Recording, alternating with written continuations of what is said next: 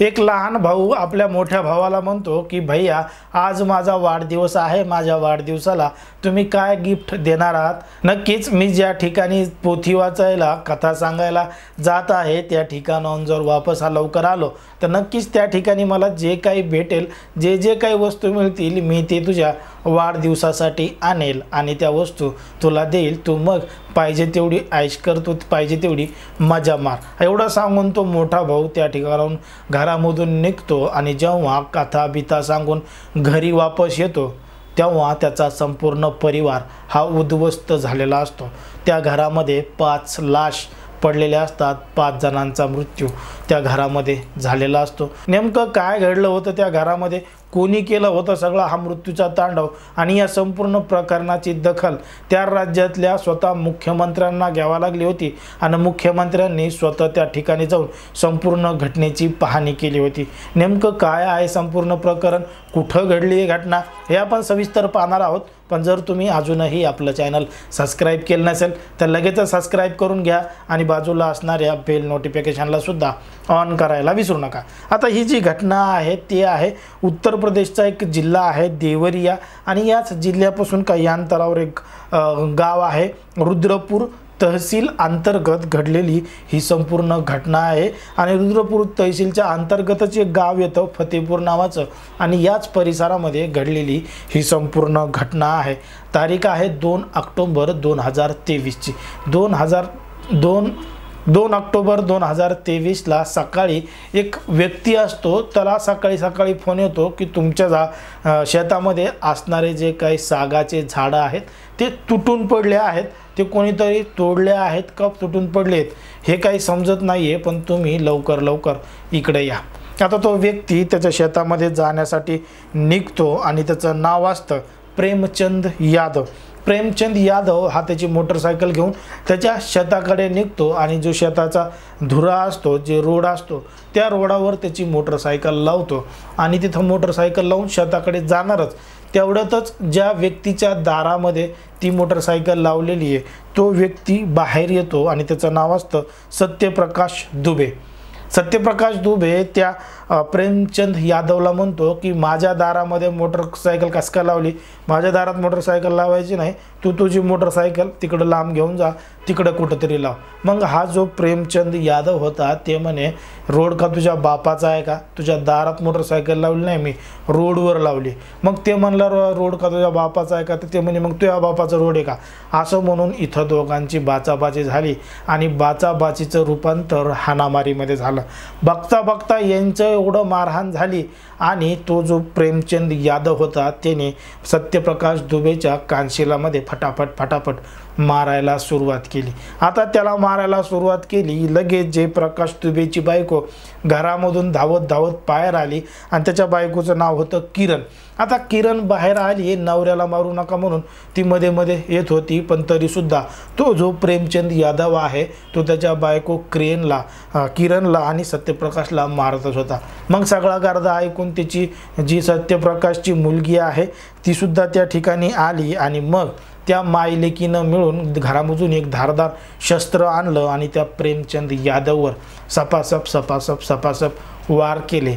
आणि या जे प्रकाश दुबेने आणि त्याची बायको किरणने आणि त्याच्या मुलीने सलोनीनं, ती 18 वर्षाची होती, या तिघांनी मिळून त्या प्रेमचंद यादवला जागीच ठार केलं। जागीच ठार केल्यानंतर तिथंच त्याच्या आवाजानं आरडाओरडीनं बाजूला शेतामध्ये काम करणारे जे 2 लोक होते ज्यांनी त्या व्यक्तीला फोन केला होता प्रेमचंद यादवला, ते ठिकाणी आले तर त्याला वाचवण्याचा प्रयत्न करत होते, पण हे म्हणले तुम्ही जर जवळ येण्याचा प्रयत्न केला तर आम्ही तुम्हाला सुद्धा ठार करू। आता बघता ह्या दोघांनी त्या प्रेमचंद यादवच्या घरामध्ये जाऊन ही बातमी सगळी पसरवली आणि सांगितलं की अशा पद्धतीनं जयप्रकाश दुबेनं प्रेमचंद यादवला ठार केलंय, त्याच्या बायकोनं मुलीनं या तिघांनी मिळून त्याला ठार केलंय। आता हा जो प्रेमचंद यादव होता तो माजी जिल्हा परिषद सदस्य होता आणि जमिनीचे व्यवहार सुद्धा तो करायचा आणि राजकारणामध्ये तो सक्रिय होता आणि त्याची हत्या या जयप्रकाश दुबे आणि त्याच्या बायको मुलीनं तिघांनी मिळून केली होती. आता या प्रेमचंद यादव याच्या आजूबाजूला घरामध्ये बातमी पसरली, माहीत झाली की जे आजूबाजूचे लोक आहेत, त्याचे कार्यकर्ते आहेत, ते लाठ्या काठ्या घेऊन या सत्यप्रकाश दुबेच्या घराकडे आले आणि घराकडे जसे आले तसेच त्यांनी यांच्या घरावर हल्ला केला. आणि यांच्या घरामध्ये जे सदस्य होते, जयप्रकाश दुबे हे 50 वर्षाचे होते, त्यांची मुलगी सलोनी ही 18 वर्षाची होती, जयप्रकाश दुबेची बायको किरण ही 48 वर्षाची होती, त्यांची एक लहानी मुलगी होती 8 वर्षाची, तिचं नाव होतं नंदिनी, एक मुलगा होता छोटा गांधी 14 वर्षाचा आणि अजून एक मुलगा होता अनमोल. अशा सगळ्यांवर त्या तिकडून आलेल्या टोळक्यांनी, या प्रेमचंदच्या गावातील लोकांनी या सगळ्यांवर एवढा लाठी हल्ला केला, एवढा त्यांना मारहाण दिला. लगातार 1 तास ते त्यांना मारहाण करत होती आणि याच मारहाणीमध्ये त्या 5 जणांचा मृत्यू झाला होता. ते 5 जण जागीच ठार झाले होते. त्यापैकी एक जो मुलगा होता अनमोल, याचं थोडं श्वासोश्वास चालू होता. तात्काळ त्या ठिकाणी एवढं मोठं भांडणं लागलेत, हे लागलेत आणि ते त्यांना मारहाण करतायत याची माहिती पोलिसांना सुद्धा मिळाली होती. पोलीस त्या ठिकाणी येऊपर्यंत यांनी मारहाण केली आणि पोलीस आले की हे सगळे पळून गेले. पण यामध्ये जो अनमोल होता तो पोलिसांना त्या ठिकाणी गंभीर अवस्थेत मिळाला, त्याचा मात्र जीव गेला नव्हता. त्याला लगेचच तात्काळ स्थानिकच्या एका मोठ्या दवाखान्यामध्ये ॲडमिट केलं, त्याच्यावर उपचार सुरू केले. त्याची प्रकृती चिंताजनक असल्याचं सुद्धा सांगितलं जातं. पण या 5 जणांचा त्या ठिकाणी मृत्यू झालेला होता आणि ही बातमी एवढी वाऱ्यासारखी पसरली होती की त्या ठिकाणी असणारे IG, IPS सगळे जे अधिकारी आहेत त्यांना त्या ठिकाणी यावं लागलं आणि त्याची दखल स्वतः मुख्यमंत्री योगी आदित्यनाथ यांना सुद्धा घ्यावी लागली. आणि याच परिवारामधला जो अनमोल नावाचा मुलगा होता त्याची भेट घेण्यासाठी ते थेट त्या हॉस्पिटलमध्ये गेले होते, ज्या ठिकाणी त्याच्यावर उपचारसुद्धा चालू होते. त्या योगी आदित्यनाथ यांनी तडकीफळ आदेश दिले की जे कोणी हा गुन्हा केला आहे, ज्यांनी कोणी हा हल्ला केला आहे त्यांना सोडू नका, त्यांची कसून चौकशी करा आणि जे जे आरोपी आहेत त्यांना तात्काळ ताब्यात घ्या. पोलिसांनी लगेच चक्र फिरवली. जे कोणी आरोपी आहेत पोलीस त्यांचा शोध घेत आहेत आणि ज्या परिसरामधले ते आरोपी होते त्यांना आता पोलिसांना पकडण्यात सुद्धा यश आलेलं आहे. कारण की योगी आदित्यनाथ यांनी जे निर्णय घेण्याची क्षमता आहे ते तडकाफडकी निर्णय घेऊन आरोपीला लगेचच शिक्षा मिळावी अशी सुद्धा त्यांनी आदेश पोलिसांना दिलेले आहेत. पण नेमकं फक्त मोटरसायकल दारामध्ये लावली म्हणून एवढे सगळे भांडणं झाले का? फक्त मोटरसायकल दारात लावली म्हणूनच यांची शिवीगाळ झाली का?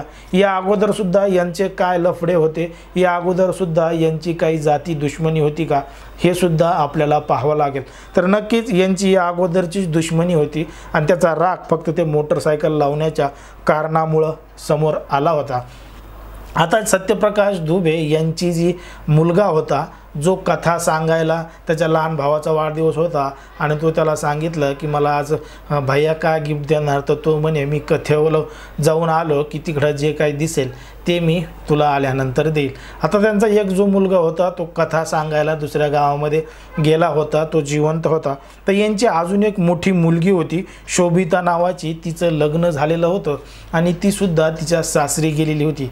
अशा पद्धतीनं त्यांचे 3 मुलं हे जिवंत होते, एक शोभिता आणि एक तो कथा सांगायला गेलेला आणि एक अनमोल हे दवाखान्यामध्ये ॲडमिट होता.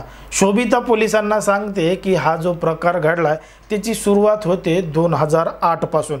2008ला हे जयप्रकाश जे आहेत दुबे त्यांच्या वडिलांचं नाव आहे जनार्दन हे त्यांच्या घराचे मुख्य होते आणि याच जनार्दन यांना 3 मुलं होते. त्यांच्या मुलाचे नाव म्हणजे एकाचं नाव होतं जयप्रकाश, दुसऱ्याचं नाव होतं सत्यप्रकाश आणि तिसऱ्याचं नाव होतं ज्ञानप्रसाद. आता 2008 मध्ये जयप्रकाश हा त्यांचा मोठा भाऊ होता सत्यप्रकाश यांचा, त्यांचं निधन झालं होतं आणि हे जनार्दन जे आहेत त्यांच्या नावावर 18 एकर जमीन होती आणि त्यांच्यानंतर ती जमीन त्यांच्या मुलाला मिळणार होती. आता एका मुलाचं निधन झालेलं होतं आणि 18 एकर जमीन ही 2 मुलांमध्ये वाटून द्यायची होती। त्याच्यामध्ये एक नाव होतं सत्यप्रकाश यांचं आणि दुसरं नाव होतं ज्ञानप्रसाद यांचं।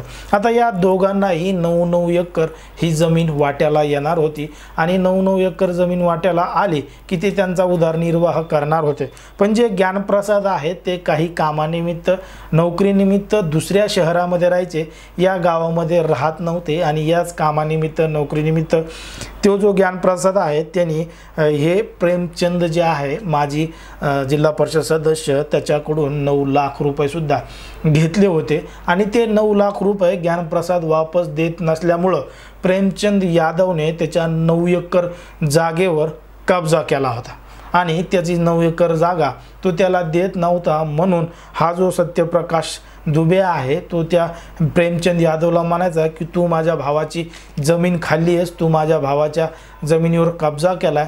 आता त्यांनी प्रकाश दुबेनं याची तक्रार वारंवार पोलीस स्टेशनमध्ये केली होती, तहसीलमध्ये केली होती, अनेक ठिकाणी केली होती। पण जो प्रेमचंद यादव होता तो माजी जिल्हा परिषद सदस्य होता, राजकारणामध्ये त्याची वचक होता, चांगले चांगले लोक त्याच्या ओळखीचे होते, म्हणून यानं जी तक्रार दाखल केली त्याचा काहीही फरक त्याच्यावर पडत नव्हता आणि अशाच पद्धतीनं त्यानं याच्या भावाच्या 9 एकर जमिनीवर कब्जा केला। म्हणून ह्या दोघांमध्ये राग होता आणि 2 ऑक्टोबर 2023ला तो प्रेमचंद यादव त्यांनी त्याच्या दारामध्ये मोटरसायकल लावली आणि तिथूनच भांडणाला सुरुवात झाली आणि घडलं एक धक्कादायक प्रकरण। त्या परिवारामधल्या 5 लोकांचा जीव गेला, तो जो मेन होता प्रेमचंद यादव त्याचा सुद्धा जीव गेला। 9 एकर जागेसाठी 6 लोकांचा जीव। उत्तर प्रदेशचा जे जिल्हा आहे देवरिया, त्या जिल्ह्यातलं गाव आहे फतेपूर, या गावामध्ये अशा पद्धतीनं घडलं आहे। आपल्याही राज्यामध्ये, आपल्याही देशामध्ये, आपल्याही आजूबाजूला, आपल्याही परिसरामध्ये जमिनीचे वाद मोठ्या प्रमाणात वाढत आहेत। भावाभावामध्ये सुद्धा वाद मोठ्या प्रमाणात वाढलेले आहेत। आपल्याही आजूबाजूला, आपल्याही परिसरामध्ये अशा काही घटना घडत असतील तर त्याची माहिती तात्काळ अगोदर पोलिसांना दिली पाहिजे आणि अशाच पद्धतीचे नवनवीन व्हिडिओ पाहण्यासाठी आपलं चॅनलसुद्धा सबस्क्राईब केलं पाहिजे। धन्यवाद।